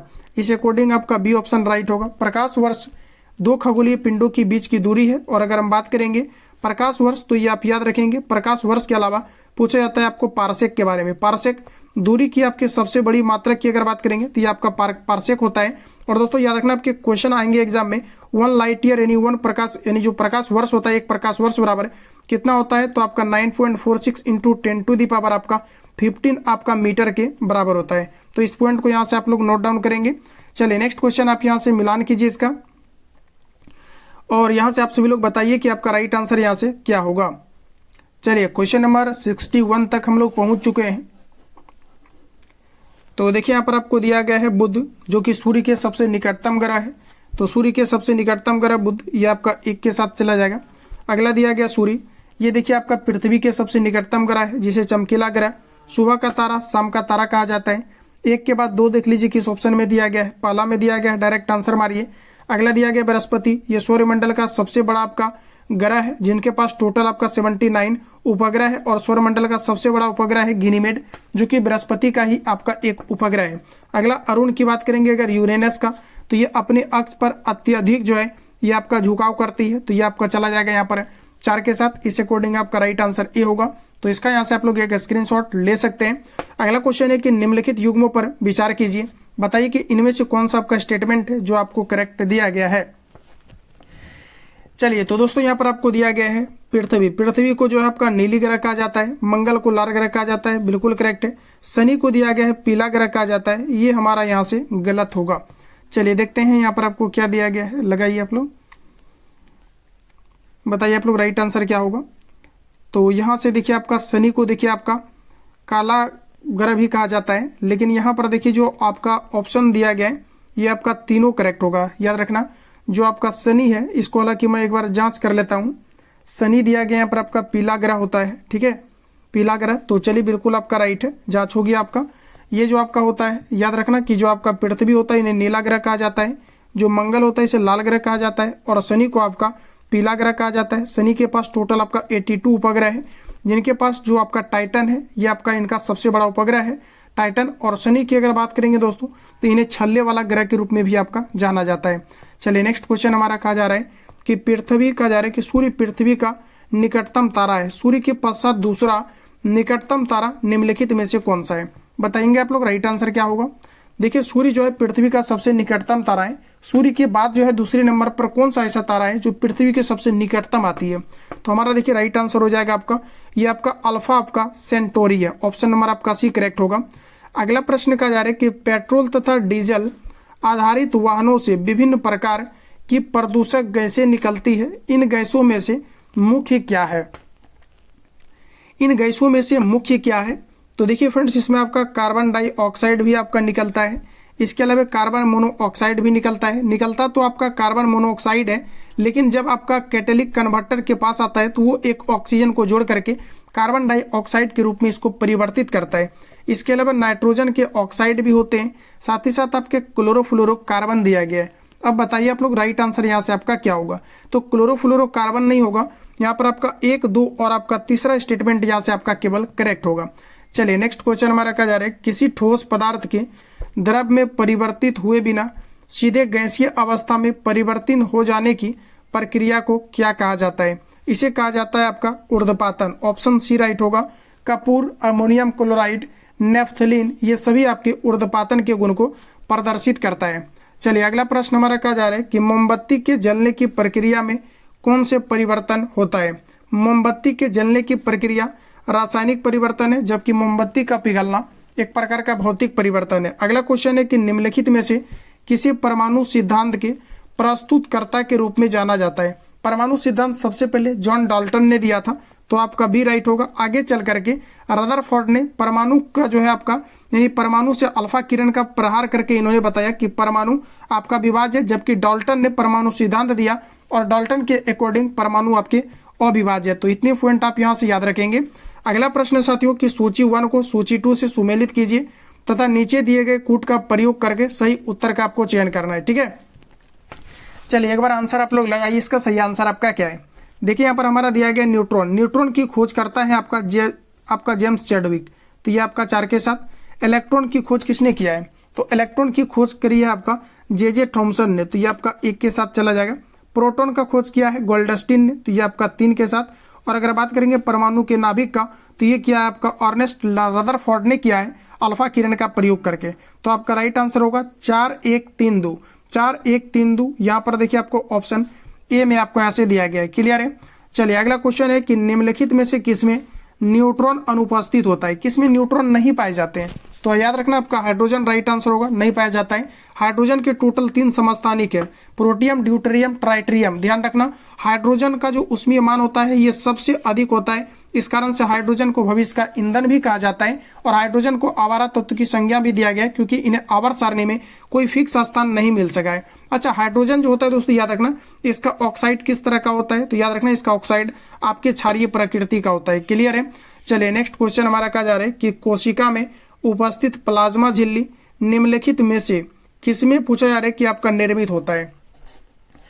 प्लाज्मा झिल्ली किस में निर्मित होता है? तो आपका देखिए प्रोटीन, और यहाँ से आपका वसा नहीं होगा बल्कि आपका लिपिड होगा, ध्यान रखेंगे। ऑप्शन यहाँ से आपका डी करेक्ट होगा। कोशिका में उपस्थित प्लाज्मा झिल्ली निम्नलिखित में से किससे निर्मित होता है? तो प्रोटीन और आपका लिपिड से होता है। निम्नलिखित में से कौन सा प्रोटीन संश्लेषण से आपका संबंधित है? अगर बात करूं मैं प्रोटीन संश्लेषण का, तो आपका राइट आंसर हो जाएगा आपका राइबोसोम। ये आपके प्रोटीन के संश्लेषण से संबंधित है। और हमारे शरीर में जो प्रोटीन का निर्माण करता है कौन करता है? तो एंडोप्लाज्मिक रेटिकुलम करता है, जो कि आपके चिकनी जो आपकी परत वाली पाई जाती है। लाइसोसोम को आत्महत्या की थैली कहा जाता है। गोल्जी का ये श्राप का काम करती है, याद रखना। चलिए अगला क्वेश्चन का जा रहे हैं कि माइटोकॉन्ड्रिया के संदर्भ में निम्नलिखित कथनों पर विचार कीजिए। बताइए कि इनमें से कौन सा स्टेटमेंट आपका माइटोकॉन्ड्रिया के लिए सही दिया गया है। फ्रेंड्स अगर यहाँ पर आप गौर करेंगे थोड़ा सा, तो यहाँ पर अगर देखेंगे तो आपका पहला कहा जा रहा है कि यह कोशिका का बिजली घर, बिल्कुल आपका राइट है। इस कारण से इन्हें कोशिका का पावर हाउस कहा जाता है। अगला है कि इनमें दोहरी झिल्ली पाई जाती है, बिल्कुल पाई जाती है। और इसके आंतरिक परत को क्रिस्टी कहा जाता है। अगला क्वेश्चन है कि इसके अपने डीएनए तथा राइबोसोम होता है, बिल्कुल आपका राइट है। अगला है कि यह अपना कुछ प्रोटीन स्वयं संश्लेषित करता है, ये भी करेक्ट है। इस अकॉर्डिंग आपका राइट आंसर यहाँ से आपका डी हो जाएगा। चलिए अगला प्रश्न का जा रहा है कि पौधे के तनों की परिधि में वृद्धि निम्नलिखित में से किससे होता है? ये ऑक्सीजन हार्मोन के कारण से होता है। ये सभी आपको याद हो गया होगा। अब एक बार आंसर आप सभी लोग लगाइए, सही आंसर आपका क्या है? देखिए आपका राइट आंसर हो जाएगा पार्श्व विभोजक, ठीक है। ऑप्शन के अकॉर्डिंग आपका यहाँ पर बी राइट होगा। अगला क्वेश्चन का जा रहा है कि निम्नलिखित में से कौन जैव विकास की अवधारणा से संबंधित है? जैव विकास की अवधारणा से क्या संबंधित है? ऑप्शन आपका बी राइट होगा, चार्ल्स डार्विन जैव विकास की अवधारणा से संबंधित है। अगला क्वेश्चन है अमीबा, प्रोटोजोआ निम्नलिखित में से किस जगत के अंतर्गत आते हैं? तो देखिए दोस्तों हमारा राइट आंसर हो जाएगा आपका प्रोटिस्टा। अमीबा और आपका प्रोटोजोआ निम्नलिखित में से किस जगत के अंतर्गत आता है? तो आपका राइट आंसर हो जाएगा प्रोटिस्टा। चलिए अगला प्रश्न का जा रहा है, किसी तीर के एक सिरे को धनुष की तनित डोरी पर रख कर खींचने से उसमें ऊर्जा संचित हो जाती है। यह किस प्रकार का ऊर्जा है? तो यह आपका हो जाएगा स्थितिज ऊर्जा है, बी आपका करेक्ट है। प्रकाश संश्लेषण प्रभाव की खोज निम्नलिखित में से किसने किया था? प्रकाश संश्लेषण की जो प्रभाव है इनकी खोजकर्ता कौन है? तो हमारा राइट आंसर हो जाएगा ये आपका हनरिच रुडोल्फ हर्ज है, जिन्होंने प्रकाश संश्लेषण की खोज किया। पहला ऑप्शन आपका करेक्ट होगा, क्लियर है। चलिए अगला प्रश्न दोस्तों का जा रहा है कि ओजोन के संदर्भ में निम्नलिखित कथनों पर विचार कीजिए और आप लोग ये बताइए कि इनमें से कौन सा आपका कथन सही दिया गया है। देखिए ओजोन परत के बारे में पहला स्टेटमेंट है कि यह एक विषैली गैस है, बिल्कुल आपका राइट है। यह क्लोरोफ्लोरोकार्बन से क्रिया करके पृथ्वी से लौटने वाले विकिरणों के लिए एक अवैध परत बनाती है, बिल्कुल आपका राइट है। अगला हमारा दिया गया है कि यह सूर्य से आने वाली हानिकारक विकिरणों का अवशोषण करती है, तो ये भी आपका राइट है। इस तरह से हमारा ऑप्शन यहाँ पर डी करेक्ट होगा। चलिए अगला प्रश्न है कि निम्नलिखित में से कौन सा युग्म रबी और खरीफ की फसल का सही आपका युग्म नहीं है? चलिए बताइए आप लोग, राइट आंसर यहाँ से क्या होगा आपका? देखिए खरीफ और रबी फसल की अगर यहाँ पर बात करेंगे तो आपको यहाँ से दिया गया है रबी और खरीफ फसल के बारे में आपको बताना है। देखिए आपका गेहूं और आपका धान, गेहूं आपका रबी फसल है, धान आपका खरीफ फसल है। आपको ये बताना है कौन सा युग्म आपका नहीं है। देखिए उड़द आपको दिया गया है, उड़द जिसे हम लोग उड़ीद कहते हैं, और यहाँ पर सोयाबीन दिया गया है। तो याद रखना ये आपका एक खरीफ है और एक आपका रबी है। अगला दिया गया सरसों, तो सरसों आपका रबी है जबकि अरहर आपका खरीफ फसल है। अच्छा अगर हम बात करेंगे अलसी और मक्का का, तो दोस्तों याद रखना ये दोनों आपका क्या है? तो ये आपका हो जाएगा खरीफ फसल। इस कारण से यही आपका यहाँ पर मैच नहीं दिया गया है। अगला क्वेश्चन हमारा कहा जा रहा है किसी पदार्थ का उपचयन यानी ऑक्सीडेशन होता है यदि उसमें ऑक्सीजन जुटता है तो ये आपके ऑक्सीडेशन होता है। दैट मीन्स कि ऑक्सीजन की वृद्धि ही आपका ऑक्सीडेशन कहलाएगा। लिटमस विलयन जब ना तो अम्लीय होता है और ना तो आपका क्षारीय होता है, तब वह किस रंग का होता है? तो ये आपका उदासीन होता है। लेकिन यहाँ पर आपका राइट आंसर हो जाएगा बैगनी, पहला ऑप्शन आपका करेक्ट होगा, क्लियर है। चलिए नेक्स्ट क्वेश्चन का जा रहे हैं कि निम्नलिखित में से कौन सा तत्व सभी अम्लों में निश्चित रूप से आपका उपस्थित होता है? देखिए आपका यहाँ से राइट आंसर हो जाएगा सभी अम्लों में पाया जाता है आपका हाइड्रोजन। हाइड्रोजन निश्चित रूप से आपका पाया जाता है। आपका यहाँ से पहला ऑप्शन राइट होगा। क्लोरीन की अगर बात करेंगे तो याद रखना फूलों का कलर जो है आपका हटाने का काम आपके क्लोरीन करता है। और बात करेंगे सोडियम का, तो याद रखना सोडियम मुलायम धातु है जिसे चाकू से काटा जा सकता है। और अगर बात करेंगे सल्फर का, तो ये आपका एस है जो कि आपके बहुपरमाणुक होता है और ये आपका S8 होता है। और इसका अगर परमाणु क्रमांक की बात करेंगे तो ये आपका 16 होता है। तो इतनी पॉइंट आप यहाँ से याद रखेंगे। अगला प्रश्न है कि पीएच स्केल के संदर्भ में निम्नलिखित कथनों पर विचार करें। इनमें से आपका सही क्या दिया गया है? देखिए फ्रेंड्स, यहाँ पर आपको जो कहा जा रहा है, इनमें सामान्यतः 0 से 14 तक पीएच ज्ञात कर सकते हैं। तो हमारा बिल्कुल राइट होगा। इसमें आपका 0 से आपका 14 तक आपका दिया रहता है और इनका खोज सोरेनसन नामक वैज्ञानिक ने किया है। अगला हमारा देखिए कहा जा रहा है किसी विलयन में हाइड्रोनियम आयन की सांद्रता जितनी अधिक होती है उसका पीएच मान उतना ही आपका अधिक होता है। ये आप नहीं कहेंगे। जितना इसका H+ आयन की सांद्रता अधिक होगा, इसका जो पीएच मान है ये आपका 7 से उतना आपका कम होते चला जाएगा। और अगर आपका अधिक होगा तो ये आपके OH- को बताएगा, यानी कि आपके क्षारीयता को बताएगा। तो दूसरा आपका यहाँ से गलत होगा। अगला है कि किसी भी उदासीन विलयन का पीएच मान 7 होता है। ये वाला हमारा राइट है, यानी कि पहला और आपका तीसरा यहाँ से आपका बिल्कुल करेक्ट हो जाएगा। चलिए अगला क्वेश्चन बढ़ेंगे। कहा जा रहा है सुमेलित कीजिए। आइए सीधा हम लोग क्वेश्चन को देख लेते हैं क्या कहना चाह रहा है। देखिए अब यहाँ से आप इम्पोर्टेंट लगाइएगा इस क्वेश्चन के लिए, काफ़ी इंपॉर्टेंट है, जो आने वाला शिफ्ट में आपके छपेंगे। यहाँ पर आपको कहा जा रहा है कि मानव रक्त का पीएच मान तो आपको दोस्तों होता है 7.4। याद रखना कितना होता है आपका 7.4 होता है। ठीक है, यहाँ पर आपको रेंज में दिया गया है तो कोई दिक्कत नहीं है, रेंज में आप लोग लगाइए। 7.4 होता है मानव रक्त का पीएच मान। 7.3 से 7.5 लगाना है। ठीक है, तो यहाँ आपका पहला के साथ आपका चला जाएगा। अगला हमारा यहाँ पर दिया गया दूध का पीएच मान कितना होता है, तो आपका 3.64 हो जाएगा 3 के साथ। और मानव लार का पीएच मान कितना होता है, तो ये आपके 5 से 5.75 होता है। और याद रखना कि दांत का क्षरण शुरू तब होता है जब इसका मुंह का पीएच मान 5.5 से आपका कम हो जाता है। यहाँ से क्वेश्चन आपके आएंगे। अगला दिया गया मानव मूत्र। मानव मूत्र का जो पीएच मान होता है ये आपका 4.65 से लेकर के आपका 7.5 होता है। तो इस अकॉर्डिंग हमारा 2, 3, 1, 4 आपका राइट आंसर होगा, यानी कि आपका पहला ऑप्शन यहाँ से करेक्ट है। अगला प्रश्न दोस्तों हमारा कुछ इस प्रकार है। प्रश्न पूछा जा रहा है कि मेटल के पौधे को छूने पर डंक जैसा दर्द होता है, यह दर्द किस अम्ल के कारण से होता है? तो इसमें देखिए मेंटल के जो पौधे होते हैं इसमें पाए जाने वाला जो अम्ल होता है ये आपका मेथेनोइक अम्ल होता है। चींटी या बिच्छू के डंक में भी आपका मेथेनोइक अम्ल पाया जाता है। मेथेनोइक अम्ल का यूपैक नाम अगर पूछा जाता है तो इसे हम लोग फॉर्मिक एसिड कहते हैं। मधुमक्खी के डंक मारने पर निम्नलिखित में से किस पदार्थ का उपयोग कर आराम मिल सकता है? तो बिल्कुल मिलेगा आपको, राइट आंसर हो जाएगा यहाँ से आपका बेकिंग सोडा। और अगर बात करेंगे बेकिंग सोडा क्या है भाई, तो ये आपका NaH आपका CO3 है। ध्यान रखना ऑप्शन यहाँ से आपका डी करेक्ट हो जाएगा।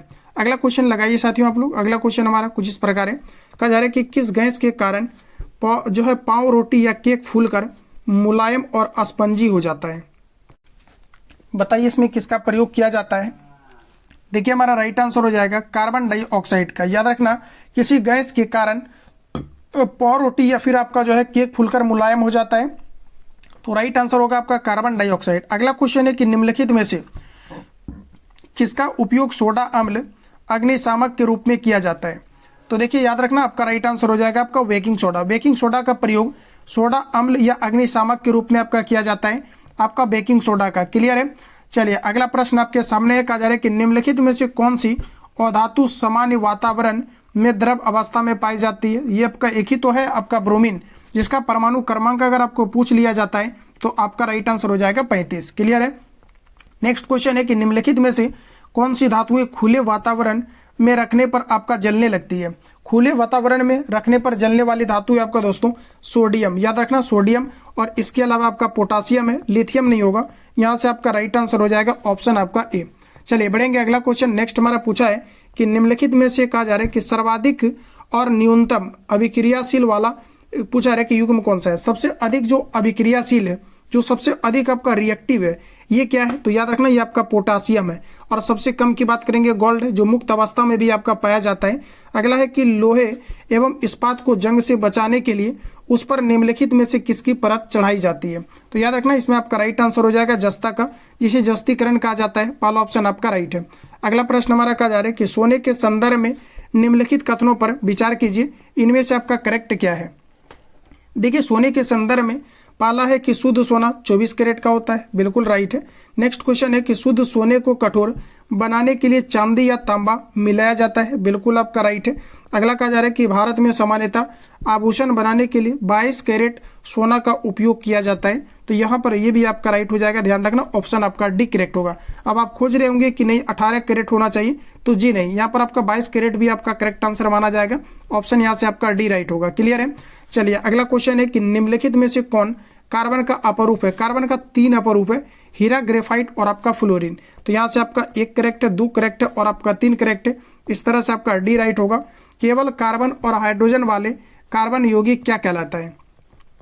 केवल कार्बन और हाइड्रोजन वाले कार्बन यौगिक को क्या कहा जाता है।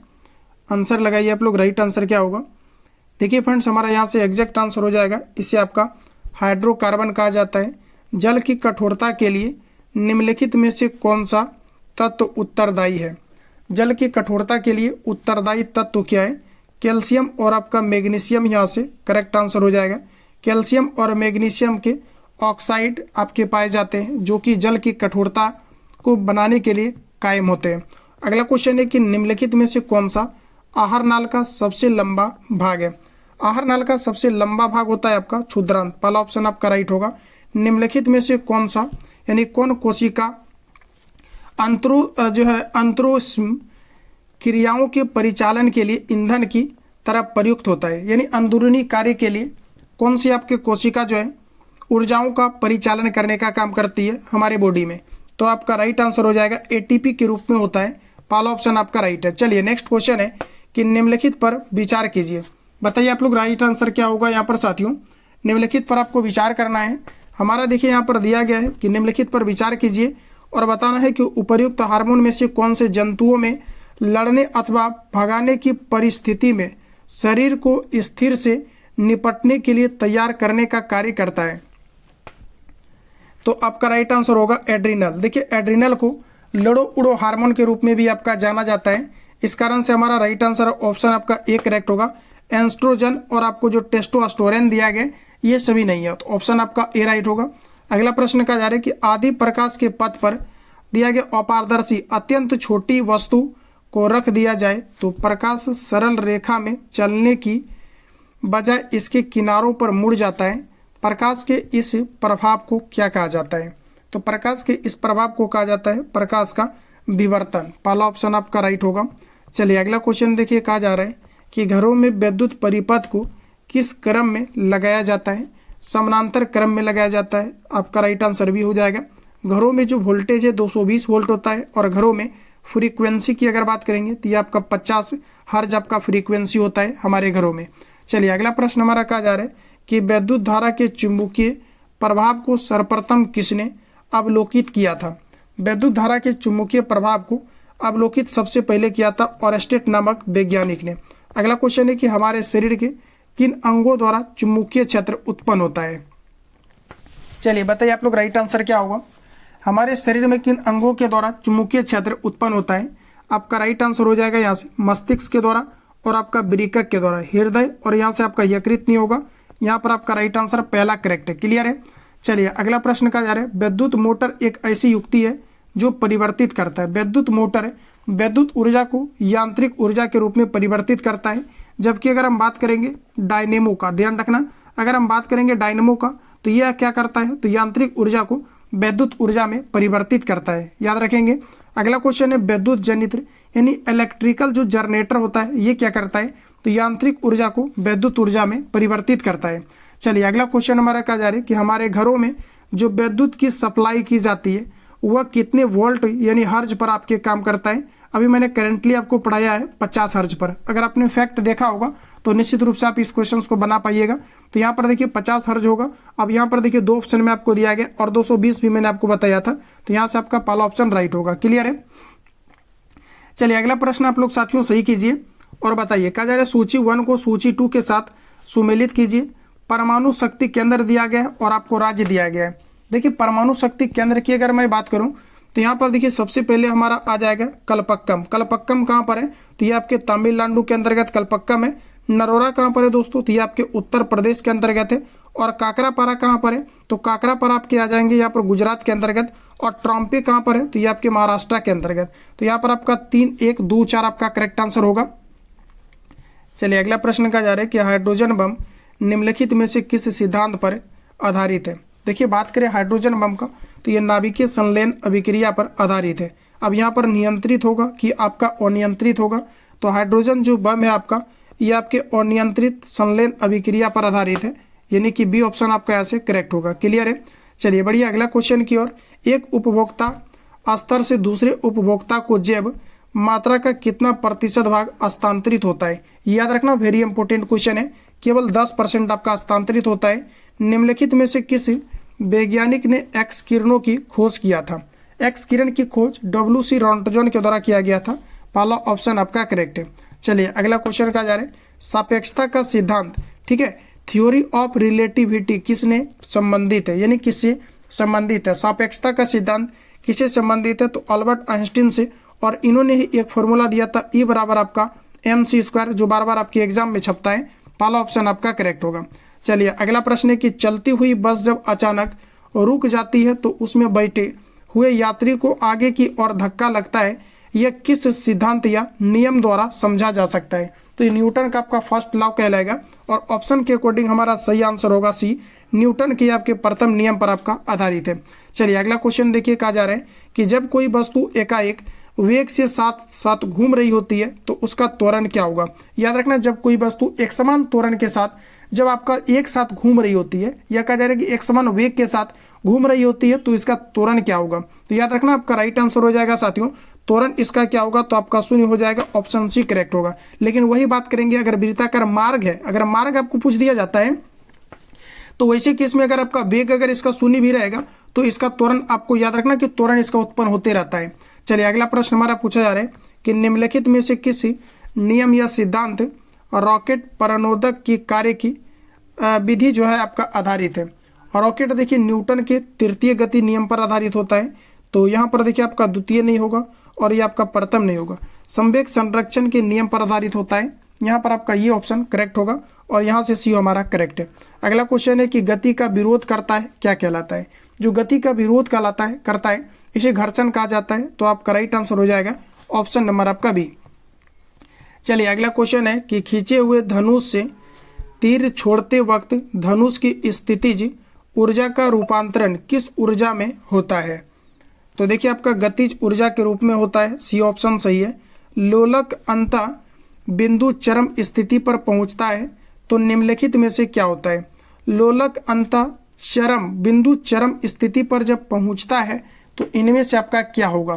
तो दोस्तों इसका जो वेलोसिटी है उस समय ये आपका रुक जाता है, इस कारण से इसका जो त्वरण होगा, हालांकि अगर देखा जाए तो इस अकॉर्डिंग हमारा right answer option A correct होगा।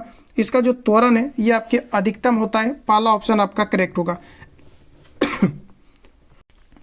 इस क्वेश्चन को एक बार रिपीट करेंगे।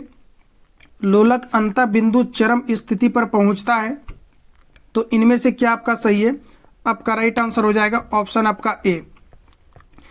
चलिए अगला क्वेश्चन हमारा कहा जा रहा है कि लोलक की कालावधि या आवर्तकाल क्या होता है।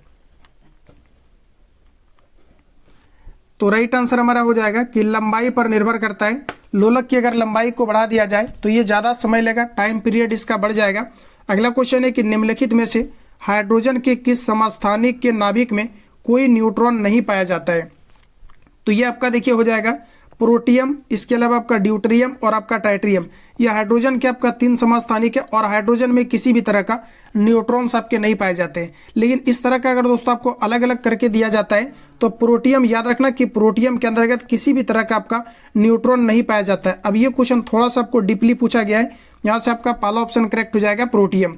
चलिए अगला क्वेश्चन है कि निम्नलिखित में से हाइड्रोजन के संबंध में कौन सा कथन आपको औसत दिया गया है। देखिए औसत कथन की बात करें तो बी आपका राइट होगा, हाइड्रोजन संक्षारक नहीं हो सकता है, बी ऑप्शन आपका करेक्ट है। अगला क्वेश्चन हमारा कहा जा रहा है कि कैल्शियम तथा मैग्नीशियम निम्नलिखित में से किस ब्लॉक का तत्व। कैल्शियम और मैग्नीशियम ये आपका एस ब्लॉक का तत्व है। अगला क्वेश्चन है कि निम्नलिखित में से किस ब्लॉक के तत्वों को संक्रमण तत्व कहा जाता है। बताइए आप लोग राइट आंसर क्या है। संक्रमण तत्व कहा जाता है डी ब्लॉक के तत्व को, सही आंसर आपका सी है। चलिए अगला प्रश्न कहा जा रहा है कि निम्नलिखित विकल्पों में से ऊष्माधारिता किस रूप में परिलक्षित होती है। चलिए बताइए ऊष्माधारिता किसमें आपका परिलक्षित होता है। तो देखिए ताप में जितना वृद्धि होगा ऊष्माधारिता उतना परिलक्षित होगा। बी ऑप्शन सही है। ऊर्जा संरक्षण का सिद्धांत निम्नलिखित में से किससे संबंधित है? ऊर्जा संरक्षण का सिद्धांत, ऊर्जा ना तो नष्ट किया जा सकता है ना तो उत्पन्न किया जा सकता है, परंतु एक रूप से दूसरे रूप में रूपांतरित किया जा सकता है। तो हमारा राइट आंसर होगा ऑप्शन ए। ऊर्जा संरक्षण किस पर आधारित है? तो ऊष्मा गतिकी के प्रथम नियम पर आधारित है। ऑप्शन आपका ए राइट है। चलिए बढ़िए, अगला क्वेश्चन, ऊष्माक्षेपी अभिक्रिया के समावस्था स्थिरांक पर तापक्रम बढ़ने पर क्या प्रभाव होता है? ऊष्माक्षेपी अभिक्रिया उसे कहते हैं जिसके दौरान ऊष्मा का निष्कासन हो।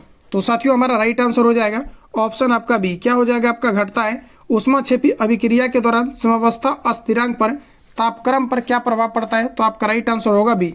पी ब्लॉक के तत्वों के संदर्भ में निम्नलिखित कथनों पर विचार कीजिए। चलिए 126 का आप लोग आंसर बताइए, राइट आंसर क्या होगा? तो देखिए यहाँ पर आपको ये बताना है कि इनमें से करेक्ट क्या है।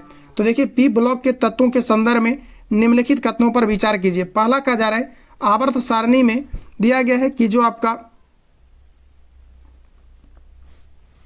यहाँ पर देखिए टाइपिंग एरर किया है, यहाँ पर आपका होगा एस ब्लॉक, ठीक है। एस ब्लॉक के 13 से 18 तक 6 समूह है। क्या ये आपको सही दिया गया है? तो यहाँ पर देखिए आपका ये वाला बिल्कुल आपका यहाँ से करेक्ट दिया गया है। अगला है कि पी ब्लॉक के एक तत्व का दर्शाई जाने वाली अधिकतम ऑक्सीकरण अवस्था उसके संयोजी इलेक्ट्रॉन की संख्या के भिन्न होती है। तो यह वाला आपका यहाँ से गलत होगा, केवल यहाँ से आपका पहला ऑप्शन राइट है, ठीक है। चलिए अगला क्वेश्चन का जा रहा है कि कार्बन के अपरूप के संदर्भ में निम्नलिखित कथनों पर विचार कीजिए। यहाँ पर यह आप लोग बताइए कि इनमें से करेक्ट आपको क्या है। देखिए फ्रेंड्स, यहाँ पर अगर हम लोग देखें तो आपको यहाँ पर पहला कहा जा रहा है कि कार्बन केवल क्रिस्टलीय अपरूप होते हैं। जी नहीं, ये आपका बिल्कुल गलत होगा। अगला हमारा दिया गया है कि हीरा तथा ग्रेफाइट कार्बन के 2 प्रमुख क्रिस्टलीय अपरूप है। सही है। अगला है कि हीरा पृथ्वी पर पाया जाने वाला सर्वाधिक कठोर पदार्थ है। जी बिल्कुल करेक्ट है। यहाँ पर आपका देखिए दोनों स्टेटमेंट आपका राइट होगा। चलिए अगला प्रश्न का जा रहा है कि विलंबित का जा रहा है कि निम्नलिखित, देखिए यहाँ पर फिर टाइपिंग एरर है। निम्नलिखित में से वायुमंडल के किस क्षेत्र में मनुष्य तथा अन्य प्राणी आपके रहते हैं? तो ये आपका राइट आंसर हो जाएगा क्षोभ मंडल। इसकी सघनता काफी अधिक होती है। समताप मंडल को हम लोग जो है वायुयान जो उड़ता है समताप मंडल के अंतर्गत, और समताप मंडल की जो निचली परत होता है इसे आपके ओजोन मंडल कहा जाता है। क्लियर है। अगला देखिए आपको आयन मंडल दिया गया है, यहाँ पर रेडियो कम्युनिकेशन को छोड़ा जाता है। अगला क्वेश्चन है कि आगरा शहर में स्थित ताजमहल अपना प्राकृतिक रंग एवं आभा खोता जा रहा है, इसका मुख्य कारण क्या है? मुख्य कारण है आपका सल्फर डाइऑक्साइड। आइए देखिए ऑप्शन में आपको दिया नहीं गया है, तो इस कारण से हमारा राइट आंसर होगा अम्ल वर्षा, क्योंकि अम्ल वर्षा जो होता है ये सल्फर डाइऑक्साइड के कारण से ही होता है। निम्नलिखित में से कौन सा वर्गी की संवर्ग के संबंध में सही आपको क्रम दिया गया है? चलिए क्वेश्चन हमारा 130 का आंसर कीजिए। तो देखिए फ्रेंड्स, सबसे पहले हमारा यहाँ पर आ जाएगा प्रजाति की अगर बात करेंगे तो प्रजाति आपका वंश, ठीक है। प्रजाति मिलकर के वंश, वंश मिलकर के आपका वर्ग, वर्ग मिलकर के आपका संघ, और संघ मिलकर के आपका जगत, यानी कि आपका किंगडम का निर्माण करेगा। इस तरह से हमारा डी ऑप्शन राइट होगा। चलिए अगला प्रश्न का जा रहा है सूची 1 को सूची 2 के साथ सुमेलित कीजिए। यहाँ पर आपको चलिए ऑप्शन में दिखाता हूँ, ये रहा ऑप्शन आपके सामने, एक बार आंसर आप लोग करिए। देखिए हमारा कहा जा रहा है कि क्लोरोफाइसी, क्लोरोफाइसी आपका किससे संबंधित होगा? देखिए क्लोरोफाइसी की अगर बात करेंगे ये आपके हरे शैवाल से आपका संबंधित होगा। अगर हम बात करेंगे रोडोफाइसी का, तो रोडोफाइसी आपका शैवाल यानी कि आपका लाल शैवाल के साथ संबंधित होगा। अगर हम बात करेंगे फियोफाइसी का, तो फियोफाइसी आपका हो जाएगा भूरे शैवाल के साथ संबंधित होगा, जिसे हम लोग लेमिनेरिया भी कहते हैं। अगला दिया गया है ब्रायोफाइटस, तो ये आपका चला जाएगा 4 के साथ। इस तरह से हमारा राइट आंसर 2, 3, 1, 4 आपका करेक्ट आंसर होगा। चलिए अगला प्रश्न का जा रहा है कि निम्नलिखित युग्मों पर विचार कीजिए, बताइए कि इनमें से आपका करेक्ट क्या है। यहाँ पर पूछा है कि इनमें से आपका सही क्या है। तो देखिए हमारा पहला कहा जा रहा है कि सलजम मूल का रूपांतरण है, बिल्कुल आपका करेक्ट हो जाएगा। सलजम क्या है? तो आपका मूल का रूपांतरण है, याद रखना। चलिए अगला देखिए हमारा यहाँ पर फैक्ट दिया गया है आलू, आलू तने का रूपांतरण है, बिल्कुल सही है। गाजर तने का रूपांतरण है, गाजर तने का रूपांतरण नहीं है, ये आपका जड़ है। अगला दिया गया प्याज पत्ती का रूपांतरण है, बिल्कुल आपका राइट है। तो 1, 2 और आपका 4 करेक्ट आंसर होगा। चलिए तो सी ऑप्शन आपका सही है। अगला प्रश्न है कि निम्नलिखित में से किसकी अनुपस्थिति में जो है आपके अंतर्द्रवी जालिका चिकनी होती है? देखिए अंतःप्रद्रवी जालिका की बात करेंगे चिकनी होती है तो जहां से कि राइबोसोम होता है, ध्यान रखना, जिसे प्रोटीन का फैक्ट्री कहा जाता है। ऑप्शन बी करेक्ट होगा। पौधों में नाइट्रोजन किसका मुख्य घटक होता है? पौधों में नाइट्रोजन मुख्य घटक होता है आपका प्रोटीन का और आपका हार्मोन्स का। इस तरह से आपका राइट आंसर यहाँ से सी आपका सही होगा। अगला क्वेश्चन हमारा कहा जा रहा है कि कोशिकीय शोषण में ग्लूकोज के फॉर्मिक अम्ल का बनना क्या कहलाता है। दोस्तों यहाँ पर हमारा राइट आंसर हो जाएगा ग्लाइकोलिसिस कहलाता है, डी आपका करेक्ट है।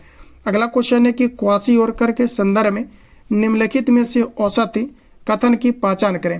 क्वासियोरकर किसी बड़े व्यक्ति में होने वाली बीमारी को हम लोग क्वासियोरकर नहीं बल्कि मेरस्मस कहते हैं। ध्यान रखना, अगर किसी छोटे बच्चे में अगर कोई बीमारी होता है प्रोटीन की कमी के कारण से, जो प्रोटीन की कमी से होता है बीमारी, इसे हम लोग कहते हैं दोस्तों क्वासियोरकर। और अगर किसी बड़े व्यक्ति में प्रोटीन की कमी से बीमारी होता है तो इसे कहा जाता है आपका मेरस्मस। आइए हम लोग यहाँ पर लगाते हैं, ठीक है। तो क्वासियोरकर आपको बताना है किस में होगा क्वासियोरकर, तो छोटे बच्चे में आपका क्वासियोरकर होगा प्रोटीन की कमी से। तो देखिए आपका यह वर्ष 1 से कम आयु के बच्चों जिनका पोषण माँ के दूध द्वारा होता है उसमें आपका हो सकता है। ध्यान रखिएगा, ऑप्शन आपका बी करेक्ट होगा। चलिए अगला क्वेश्चन हमारा कहा जा रहा है कि सर्वाधिक ऑक्सीजन का परिवहन निम्नलिखित में से किसके द्वारा होता है। सबसे अधिक ऑक्सीजन का जो परिवहन है ये आपका किनके द्वारा होता है, तो आपका राइट आंसर हो जाएगा आरबीसी के द्वारा। आरबीसी का जीवन काल 115 से 120 दिनों का होता है, पुनः ये मर जाता है। जब ये मर जाता है तो ये आपका चला जाता है पलिहा के अंतर्गत, जिसे आपका तिल्ली भी कहा जाता है या ब्लड बैंक कहा जाता है।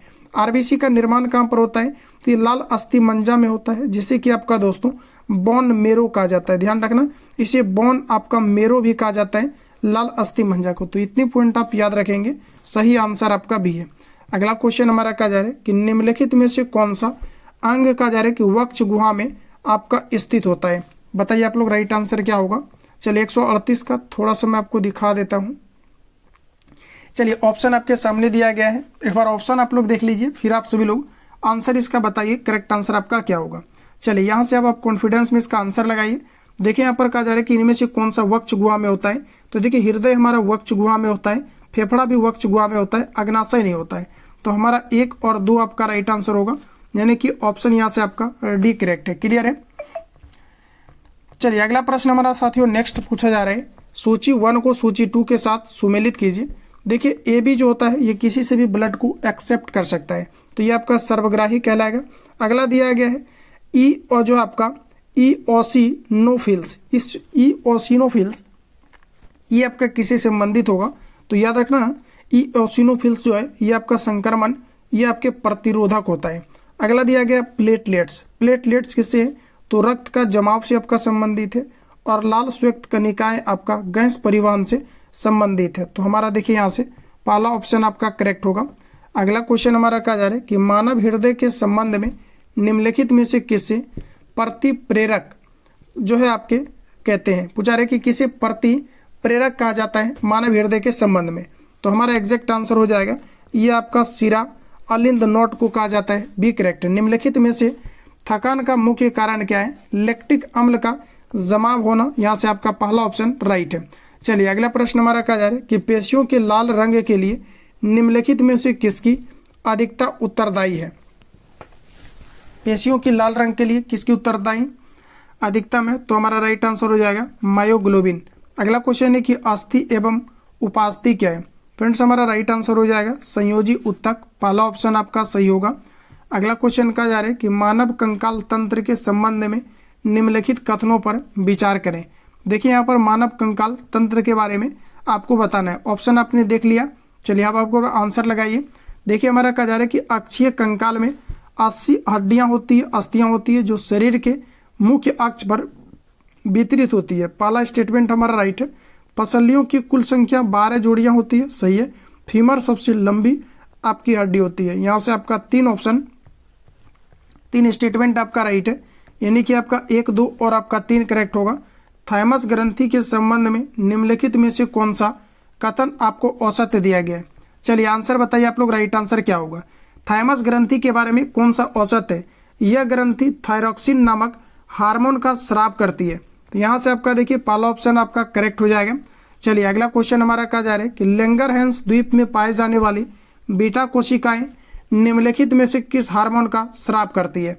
तो याद रखना बीटा कोशिका जो है इंसुलिन का स्राव करती है, बी करेक्ट होगा। और जो आपका लैंगरहैंस है कहाँ पर पाई जाती है, तो याद रखना ये आपके अग्नाशय के अंतर्गत पाई जाती है और ये हमारे बॉडी की दूसरी सबसे बड़ी ग्रंथि होती है। अगला प्रश्न है कि ओम के नियम के संबंध में निम्नलिखित में से कौन सा कथन आपको सही दिया गया। ओम का नियम कहता है V बराबर आपका IR, ध्यान रखेंगे V बराबर आपका IR। अब यहाँ पर देखिए V बराबर IR, ऑप्शन नंबर आपको ए में दिया गया है, पहला ऑप्शन आपका करेक्ट होगा। चलिए अगला क्वेश्चन है कि निम्नलिखित में से कौन सा विकल्प तरंगदैर्घ्य का बढ़ता हुआ क्रम प्रदर्शित करता है।